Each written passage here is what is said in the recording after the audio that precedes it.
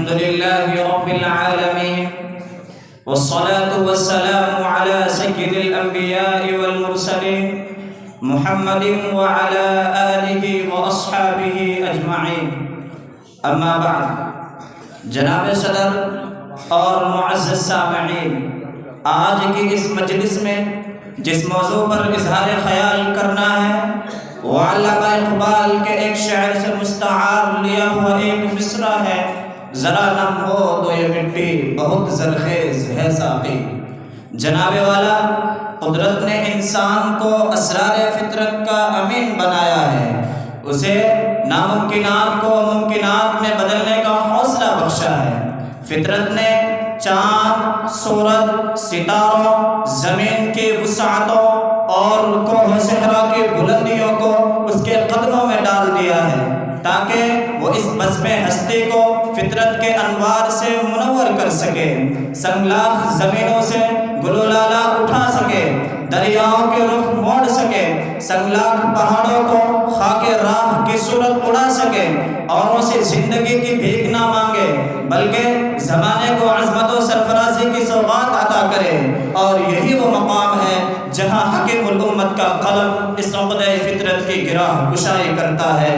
غلامی میں ناکام آتی ہے تدبیریں شمشیریں، غلامی میں ناکام آتی ہے تدبیریں شمشیریں، جو ذوق یقین پیدا تو کٹ جاتی ہے زنجیریں۔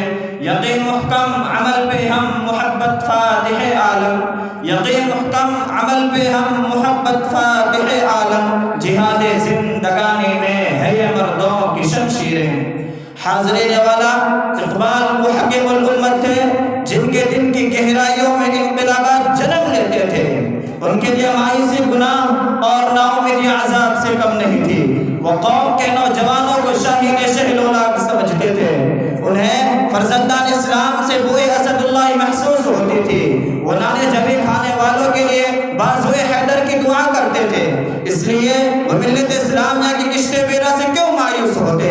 وہ تو اس کشت ویرا میں جذب جہاد اور شوق احیاء ملت کا نم دیکھنے کے آرزومند تھے۔ انہوں نے کشت ویرا کو گلستانوں میں تبدیل کرنے کے لیے جوانان ملت سے امیدیں وابستہ کر رکھی تھی۔ وہ اسی جذبہ امید کی بدولت جوانان وطن کو پیغام دے رہے تھے کہ خدا لم یزل کا دست قدرت تو زباں تو ہے، خدا لم یزل کا دست قدرت تو زباں تو ہے، یقین پیدا کرے غافل کے مغلوب گما تو ہے۔ تیری فطرت امی ہے ممکنات زندگانے کی، تیری فطرت امی ہے ممکنات زندگانے کی، جہاں کے جوہر مثمر کا گویا امتحان تو ہے۔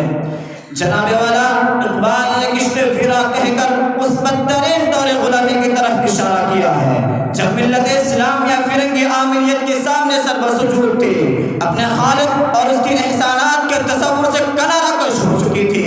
یہ وہ دور تھا جب بڑے بڑے خرقہ پوش اور جبہ و دستار کے حامل مصلحتوں کے اسیر ہو چکے تھے۔